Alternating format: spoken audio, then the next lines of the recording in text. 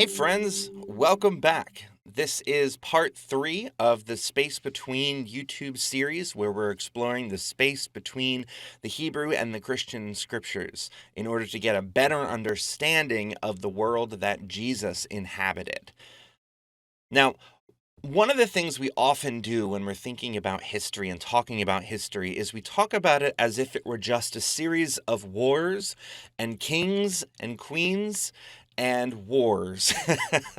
We're all guilty of this. It's super easy to do because you have names and you have dates and you have places and everything is really clear and easy to talk about, but it's so overly simplistic. And it doesn't actually describe what is happening and what are the true forces of history. So, that being said, while Alexander the Great and his, whole conquering of Greece and everywhere up to India is kind of a big deal, historically speaking, it's not really what changed the world. What changed the world in that time period was Hellenism. Now, Hellenism is the period of Greek culture that didn't actually include any Greeks, which is wonderful. Alexander himself was a Macedonian, and he sprinkled Greek culture with him wherever he went, which resulted in all of these cultural mashups in all the places where he had conquered. Imagine, if you will, like 12 glasses of colored liquid. And now, if you were to add yellow dye into each and every one of them, none of the glasses would be yellow, but they would all be different colors. And all of those colors would contain yellow pigment. It's kind of what's happening during this time period. And we'll get into what that mixture looked like specifically in Judah over the next 3 or 4 weeks. But today, in order to understand what was happening, we have to talk about Greek culture, right? And so we get to go to my favorite period of history, and that being classical Greece. And we get to talk about my favorite thing, which is the birth of science. I know, right? So, because this time period has a lot of long Greeky names that are hard to remember and keep straight, and a lot of really complicated thought that literally can take up entire PhD programs to really understand, we're going to focus instead on the move from mythos to logos. These are Greek words. Mythos, you can think of as the stories that explain why things happen and what their meaning is. So, how we live and who we are. These are usually stories that are supernatural in origin. The gods are doing things. There's big spectacle, and they explain things like why we have seasons, or why there is rain, and why there is a forest fire, and all of that individual experiences. Logos means a rational discourse about the nature of the world. So biology is bio, life, and logos, a reasoned discourse about the thing. So the movement from mythos to logos, the movement from stories of meaning of why things happen to a discourse about how things happen. There's this movement that happens during this time period. And now, so first of all, we have to talk about Thales of Miletus. Not least of which because of his amazing beard. Isn't it beautiful? That's a face you carve out of marble. Also, I apologize because he comes before the beginning of our timeline, so he doesn't really fit there. I'll have to put an arrow pointing to how far back he goes. So Thales was the first person to challenge the prevailing mythos of the time. The mythos of the time was found mostly in the writings of Homer, the Iliad, the Odyssey, as well as Hesiod. This is where we get all the stories of the 12 major Greek gods and the creation of the world and the way that they fought with each other and the creation of lesser gods and heroes and all of these great stories that make wonderful movies and scary bedtime stories. So he's the first one to really challenge that. He was somebody who was lucky enough to be able to travel. So he traveled down to Egypt, where he learned about geometry, which, if you've seen a pyramid, you know the Egyptians know a thing or two about. He went up to Babylon, where he learned all about their star charts and their early astronomy and astrology, the likes of which, maybe would have been the predecessors to the Magi, who saw the star in the heavens and came to visit the baby Jesus. And when he got home, he tested all of these various theories that he had about the way things worked, and he found that he could predict the future, not using tea leaves or reading the entrails of a goat or something like that, but by theory, by hypothesis, by testing something over and over and over again until he figured it out what was behind the universal truth of the thing. There's one wonderful story that's told by Socrates about how his neighbors used to make fun of him because he was poor and he lived this simple ascetic lifestyle, because he spent all of his days in books and doing science experiments, and they didn't even know what that meant. And so in order to get back at him, he spent some time studying the weather patterns and found that, according to his theory, his hypothesis was that the next season should be a very rainy season. Now, generally to that point, people would have just prayed for a rainy season and made the right sacrifices and prayed that whichever god or goddess it was that was their local deity would help them with rain and with a great harvest of olives. But he used deductive reasoning to say, you know what? We're going to get one. And so in the off season, he went and he rented every single olive press in the town. And so when there was this bumper crop of olives and all the farmers realized they had to go rent more olive presses, he had a monopoly. He had all of them. And so he lent them back to them at exorbitant prices and made an absolute killing, and then went back to just living simply. Because the whole thing was just to show them that philosophical thinking and scientific thinking and just reasoning and thinking about thinking had practical uses. But you didn't need to use them. You could just love learning and reason for the sake of itself. There's another story where he predicted a solar eclipse using some of the knowledge he had gained in Babylon, and two armies were fighting, and the sun disappeared and went into darkness, and they were so terrified, and he had predicted it, and so he was seen as this wizard of sorts.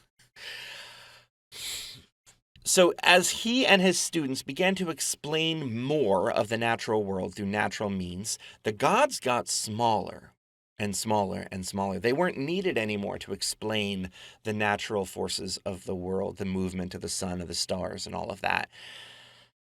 And so he began to talk about divinity being in everything. He thought even magnets had a bit of the divine in them because they moved. So the old way of thinking about things was that gods of various types controlled all the forces of life. Apollo made the sun go across the sky and all of those very specific elements of life. But the new way of thinking that was emerging with Thales and his students was that natural forces controlled all of life, and divinity became a more abstract concept, something more other and out there, but yet within each and every one of us. For example, xenophonies, which is one of those wonderful Greek names, isn't it? Xenophonies. It starts with an X. It's super cool. Anyway, he hypothesized that clouds were just evaporated water that would fall back to Earth and then flow into the ocean, and then the sun would heat it up and it would evaporate and make clouds, which would rain down. It's the water cycle. It's the thing you learned in 5th grade. He came up with this all the way back then. And he was also a bit antagonistic about the people who still believed in the gods. And so he wrote in one of his poems about how some people believe that rainbows are made by the goddess Iris. And he wrote, quote, "And she whom they call Iris, this too is by nature a cloud, purple, red, and greenish yellow to behold." He's so cheeky. He's like, oh yeah, and that god you worship, Iris, she's actually just a cloud. It's probably no wonder that a lot of these early philosophers got arrested and some of them executed or kicked out. Later, Xenophonies said of the Greek gods, he said, quote, "But if cattle and horses and lions had hands, or could paint with their hands and create works, such as men do, horses like horses and cattle like cattle, also would depict the gods' shapes and make their bodies of such sort as the form they themselves have. Ethiopians say that their gods are snub-nosed and black. Thracians say that theirs are pale and red-headed."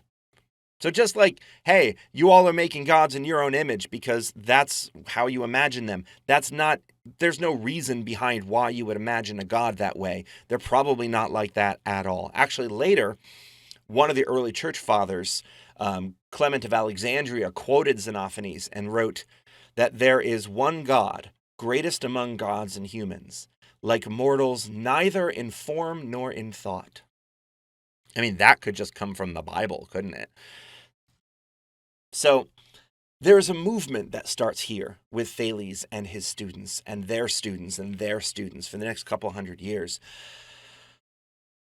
And that if the works of the gods can be explained naturally, what remains of the spiritual world? Will it all just be explained away and just be all natural? Is there no room for gods? Are we all headed towards atheism? Well, friends, enter Pythagoras. You remember him, right? He's the hypotenuse guy from 9th grade geometry. He was a lot more than that, too.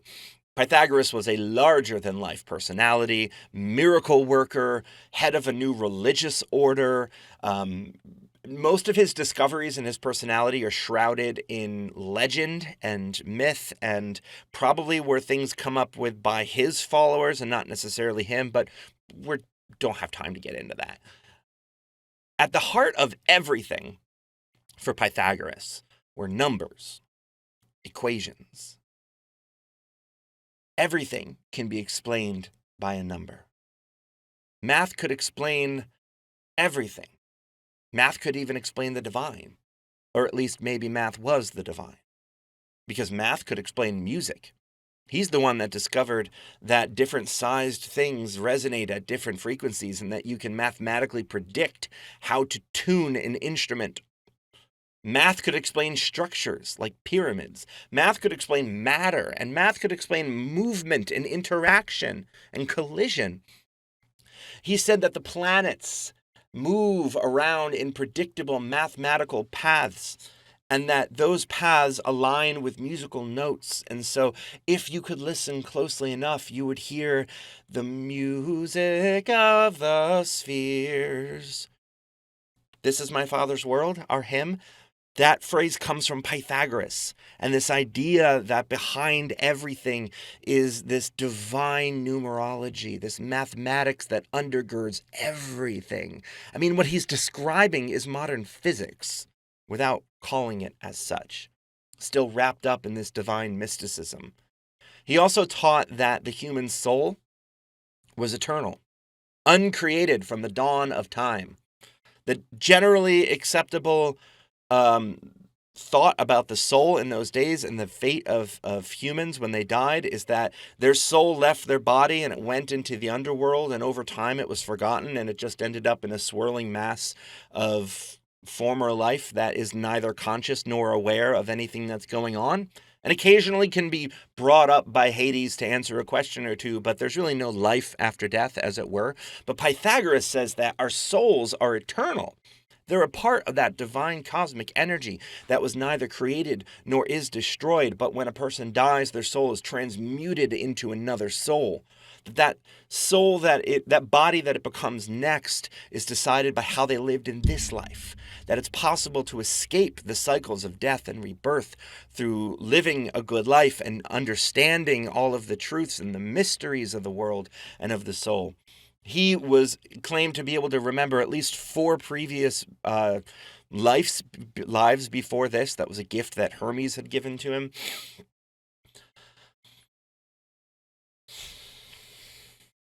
And so, to sum up where we've been so far, this development of Greco philosophical, scientific thought, this initial questioning of the mythological ways that we've thought about the universe,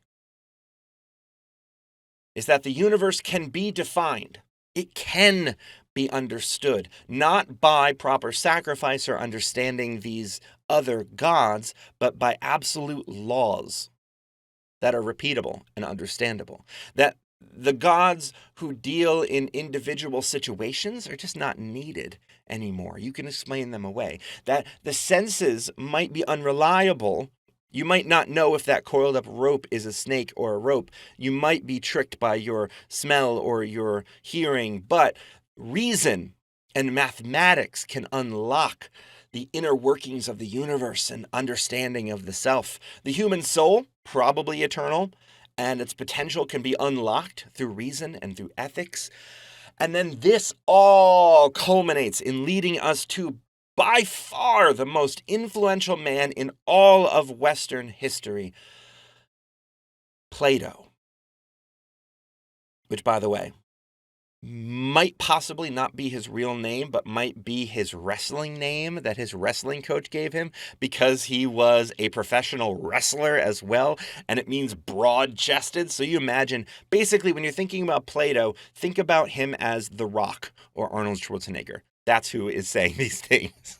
So Plato expands and corrects earlier philosophies and proposed that the only way to understand truth was to cut through the natural world and to understand instead the true logic behind it.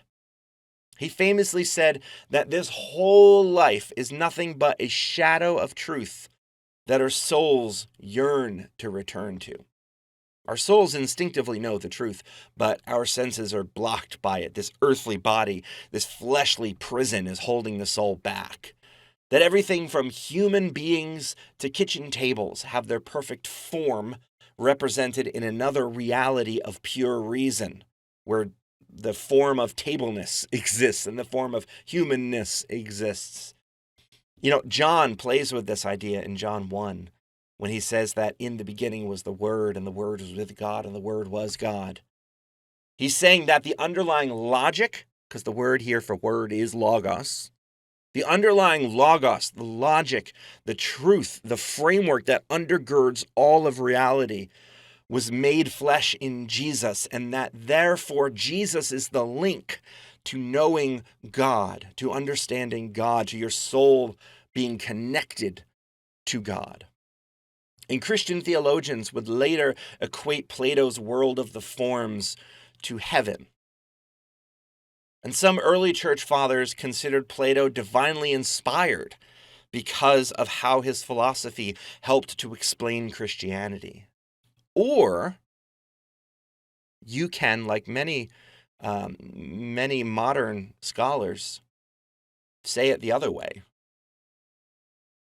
That it's not that Plato helps to understand Christianity, not that Plato undergirds Christianity through divine revelation, but that Plato makes his way into Jewish thought, and Christianity springs from Jewish thought. And so, of course, when you read Plato, you'd see something familiar because it had already made its way into Jewish thought. See, Plato and his famous student Aristotle, you may have heard of him too, they provided the philosophical framework for much of what medieval Christianity and Jewish thought would develop over the next couple of millennia. So much so that both of them are venerated in modern Catholicism and Rabbinic Judaism. And so why, you may be asking, did the works of Plato and Aristotle spread so widely? Well, part of that probably has to do with Aristotle's most famous student, Alexander the Great. Remember him from the beginning of this video? The guy represented by the Greek pottery in the timeline right about here? Yeah, so like a bee carrying pollen, Alexander goes all over the ancient world spreading these ideas of Plato and Aristotle and the rest of Greek philosophy behind him. So to wrap this all up, have you ever noticed how some early parts of the Bible make God out to seem almost like a human, where God says things like, "Ugh, I regret making humanity. I just want to kill them all and start over again." And God says that to Moses and to Noah. Or when God changes his mind about something, or when God seems capricious and scary, or when God controls the weather, God stops the sun for Joshua. There's all of these times where God is a personal, close force, almost anthropomorphic. And then by later Hebrew Bible and into the early Christian scriptures, God is more of a benevolent spiritual force that works through humans instead of through direct action.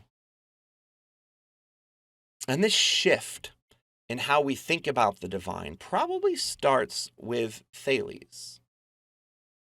And then it found its full expression in the writings of Plato and Aristotle, and then mixed in with all the various worldviews of the people that Alexander conquered. And this time period is when the Jewish thinkers start to really truly consider the immortality of the human soul, or the post-death destination of humans, or the implications of one single divine reality outside of the cosmos. And it becomes so intertwined with Jewish writers that later Jewish authors will invent stories of Aristotle converting to Judaism after being sent a copy of the Torah, or of Plato getting all of his ideas from Moses. Because the similarities between the Jewish thought in the first century and the Platonic thought are so similar. There's so many of them. But it's also important to note here that the Jews did not just accept Greek thought hook, line, and sinker. That this is a gradual process that begins during this time, but keeps going. It's this process of spiritual discernment, of adaptation, and divine revelation mixed throughout. And personally, I believe that the Spirit of God was at work in that process, guiding and shepherding truth, so that we might know God better and know truth and be able to communicate that truth in our own cultural mindsets.